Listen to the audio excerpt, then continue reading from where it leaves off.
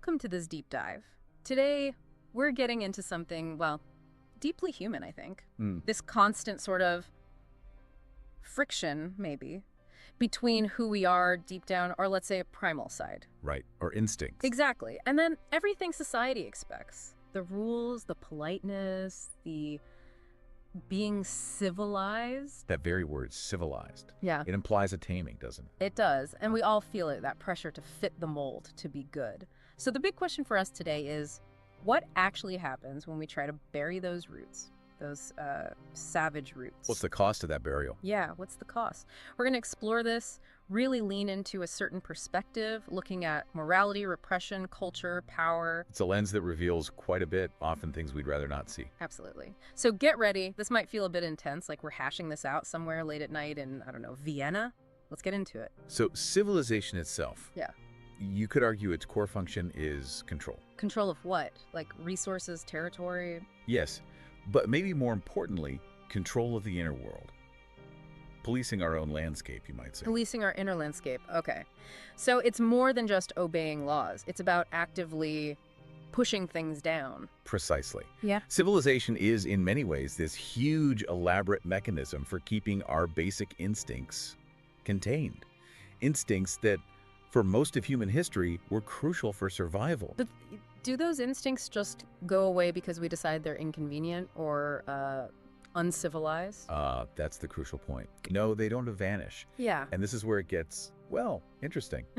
And maybe a bit unsettling. How so? Suppression doesn't actually eliminate these primal drives. It just transforms them. It changes their shape. Transforms them? Into what? Think of it like damming a powerful river. The water doesn't disappear, right? No, it builds up pressure, finds cracks. Exactly. It gets channeled, maybe becomes more turbulent, and if it breaks through, it can be much more destructive than if it had just flowed naturally. Okay. Our suppressed instincts are like that river. They don't cease to exist. They look for other paths. They manifest in ways we don't always expect, sometimes quite destructively. That's a powerful image. So where did these dams, these rules even come from? The moral codes telling us what's okay and what's not. Well, think way back. Early humans, small groups. Survival depended entirely on cooperation. Sure. Stick together or perish. So behaviors that helped the group stick together, they got reinforced, they became customs, then maybe taboos. Yeah. Eventually, the complex moral systems we have now. So morality isn't some like absolute truth handed down from on high. From this perspective, no. It's a human invention, a pragmatic one, born out of sheer necessity. And if you look closely, every single moral rule, every thou shalt not, Yeah. it's basically saying no to a fundamental human desire. I mean, why have a rule against something if nobody wanted to do it in the first place? Huh. Never thought of it quite like that. So even something like monogamy, is that also part of this control system? Absolutely. Monogamy is a really clear example of society trying to regulate one of the most powerful drives we have, the libido. Right, the sex drive. Well, yes, but in this Freudian view, libido is broader than just sex. It's this fundamental psychic energy. It fuels our desires, sure, but also our creativity, our ambition, even aggression. It's like the life force itself. Okay, so it's this big, powerful energy source. And society, through things like monogamy, tries to put a lid on it. What happens then? Does the energy just fizzle out? No, not at all. That energy has to go somewhere. Ideally, maybe it gets redirected, Yeah. channeled into something productive. Like what? Think of an artist pouring intense passion into their work, or a scientist driven by this relentless curiosity. That's sublimation, redirecting that raw energy into something socially acceptable, even celebrated. Okay, that's the ideal scenario. But if those channels aren't there, or they're blocked, or maybe just not enough, that pent-up energy can curdle. It can become anxiety, neurosis, or can burst out in harmful ways. Addiction, violence, the pressure cooker effect, essentially. Right, right. That makes sense. It's like trying to keep steam in a faulty pot.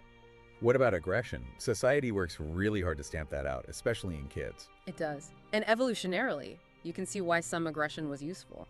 Defending territory, getting resources, establishing pecking orders. Yeah, survival stuff. But in a big, complex society, free-for-all aggression is obviously bad news. So we socialize it out of children. Teach sharing using words, not fists. But again, like libido, does that aggressive drive just vanish because we're told no? Where does it go? It transforms, it mutates. You see it channeled into sports, right? Highly structured, rule-bound aggression, it's allowed, even lionized there. Competition. You see in the business world. cutthroat competition, outperforming rivals. And then, tragically, when those outlets fail, or the pressure is too immense, it explodes. Raw violence, a reminder that those primal forces are still right there under the surface. You mentioned earlier this idea that our inner world kind of mirrors society's structures. Can you unpack that a bit more? Sure. Think about Freud's model of the psyche. Id, ego, superego. Okay, the basics. The id's just raw instinct. Desire, the pleasure principle, pure and simple, wants what it wants, now. Got it. The ego is the negotiator. It deals with reality, tries to satisfy the id in ways that won't get you killed or locked up. The practical one. And the superego, that's the internalized rulebook, your conscience. But where does he get the rules? From parents, teachers, culture. Exactly. It's shaped primarily by the cultural values, the societal messages we absorb from day one. Society has laws, police, courts. The superego is like the internal version of that, setting standards, judging, often clashing directly with what the id wants. So, my conscience, what tells me right from wrong, it's basically programmed by the society I grew up in. Largely, yes. Yeah. We're constantly told how to behave, what's okay, what's shameful.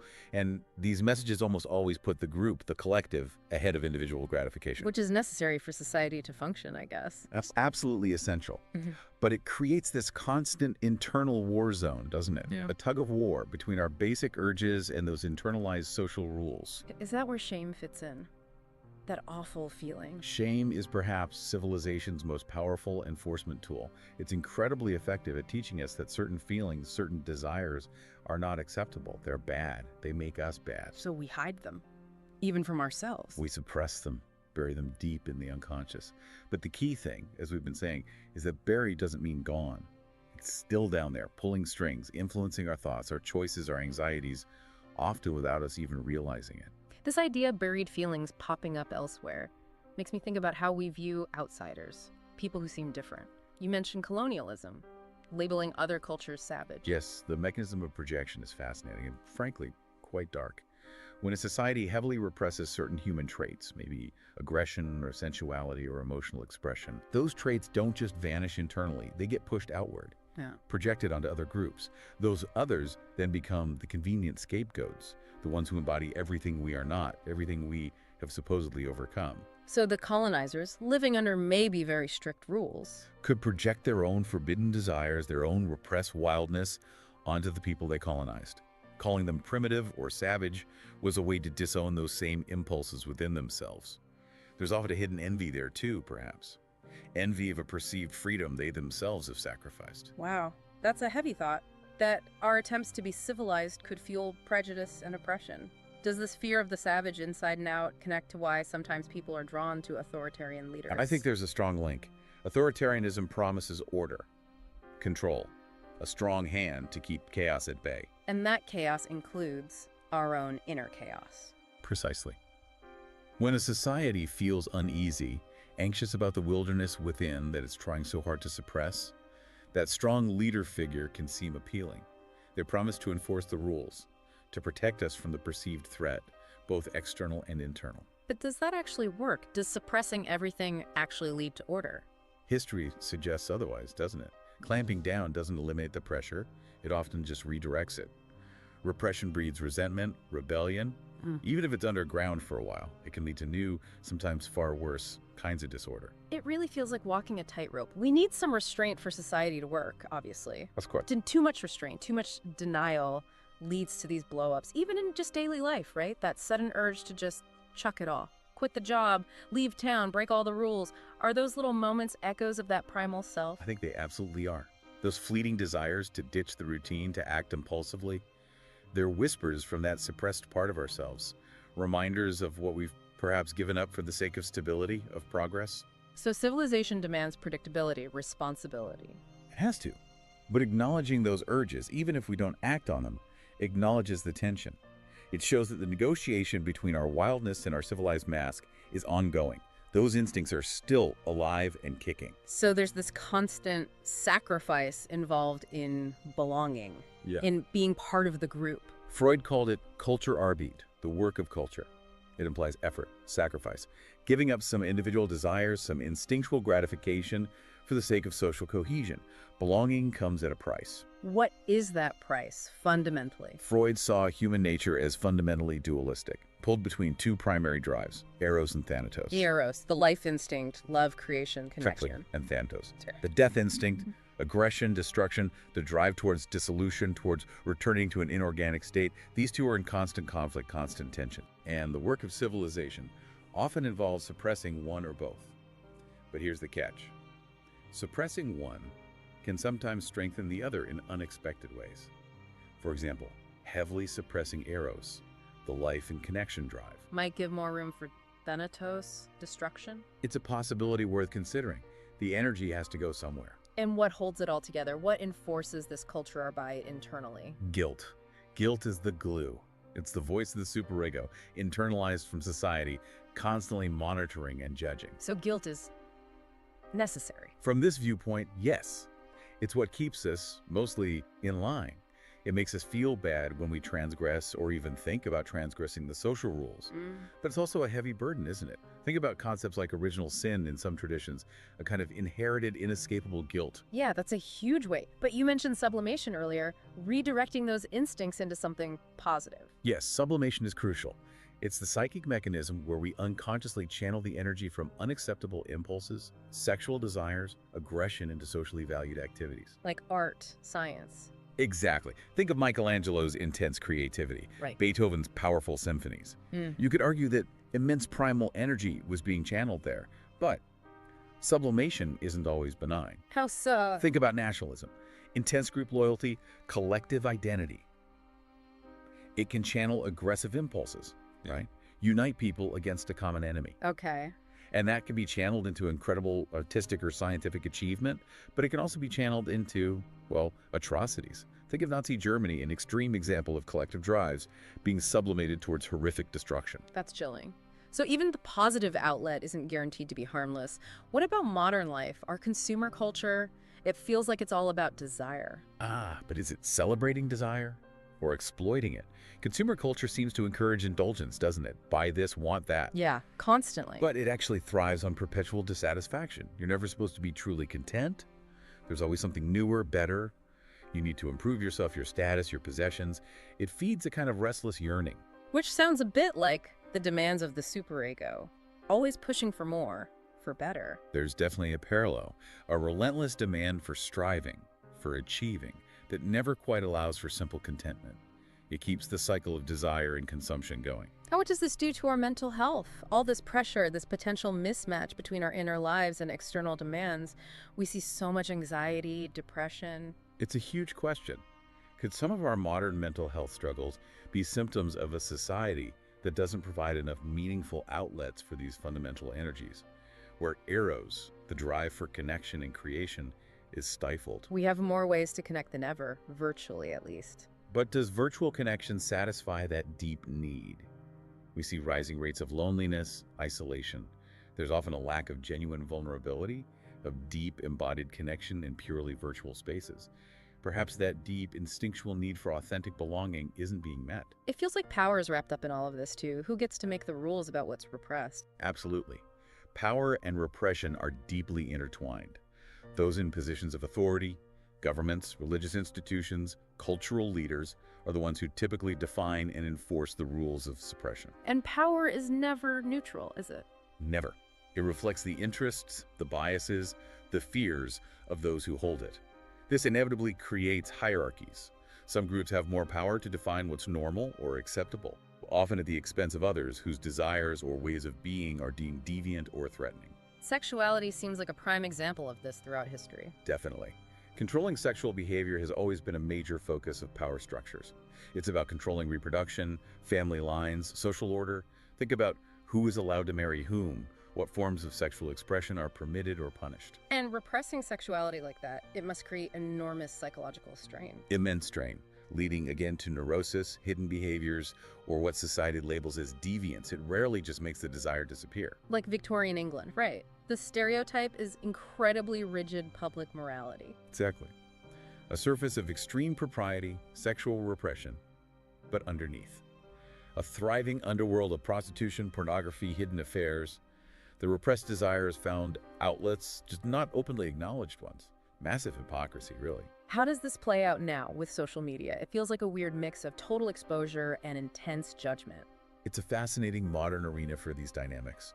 On one hand, platforms for self-expression, finding communities. On the other, amplified shame, judgment, cancel culture. Virtue signaling becomes a performance, Yeah, everyone policing everyone else's morality, sometimes very aggressively. and often reducing incredibly complex human issues and behaviors into simplistic good-bad binaries. It's a new form of social control, in a way, enabled by technology. Judgment becomes instantaneous and global. All this pressure to conform, to perform, to suppress, does it lead to a feeling of alienation, like we're not being our real selves? I think that's a common consequence. A loss of authenticity, a feeling of disconnection from oneself, from others, from something deeper. You put on the mask, play the role society demands, but who are you underneath? And how do people react to that alienation? It manifests in different ways. Maybe quiet despair, existential angst, maybe rebellion acting out against the rules, or perhaps seeking alternative paths, spirituality, intense subcultures, anything that promises a more authentic connection. So it sounds like civilization is basically a giant compromise. That's a good way to put it. It's a constant negotiation. We trade some wildness, some passion, some absolute freedom for security, belonging, predictability. But the trade is never final. The wildness is still there. It's always there. The wilderness within persists. It's part of being human. We can try to pave it over, but the roots run deep. Here's a thought then. Could it be that our very pursuit of perfect order, of total civilization, is actually the source of our deepest unrest? The civilization paradox. That's a provocative idea, that every step forward in controlling nature, including our own nature, comes with a corresponding cost and repression. A new layer of tension. So the problem isn't necessarily repression itself. Maybe some is unavoidable, but our refusal to even acknowledge it, to confront what we've buried. That denial can be incredibly damaging. We convince ourselves we've transcended our primal drives, that we're purely rational, ethical beings. While all around us, society shows evidence to the contrary. War, greed, exploitation. Exactly. The denial creates a blindness. We failed to see the connection between the sanitized surface and the turbulent undercurrents. What about things like outrage culture online? People getting incredibly angry about other people's behavior. Well, from this perspective, could some of that intense outrage be projection? Meaning seeing and furiously condemning in others the very impulses we fear or deny in ourselves. It becomes a way to discharge our own repressed aggression or desires onto a convenient target. It can feel righteous, but it can also feel incredibly destructive social dynamics, like modern-day witch hunts. And authoritarian leaders can tap into that. They absolutely exploit that collective anxiety born from repression. Find scapegoats, immigrants, minorities, political opponents, label them as the source of all problems, the embodiment of the savage threat. It redirects the internal tension outward. So maybe, and this feels radical, maybe the biggest threat isn't our primal nature itself, but our refusal to accept it, our insistence on being only civilized. Is civility, or at least the demand for perfect civility, the enemy?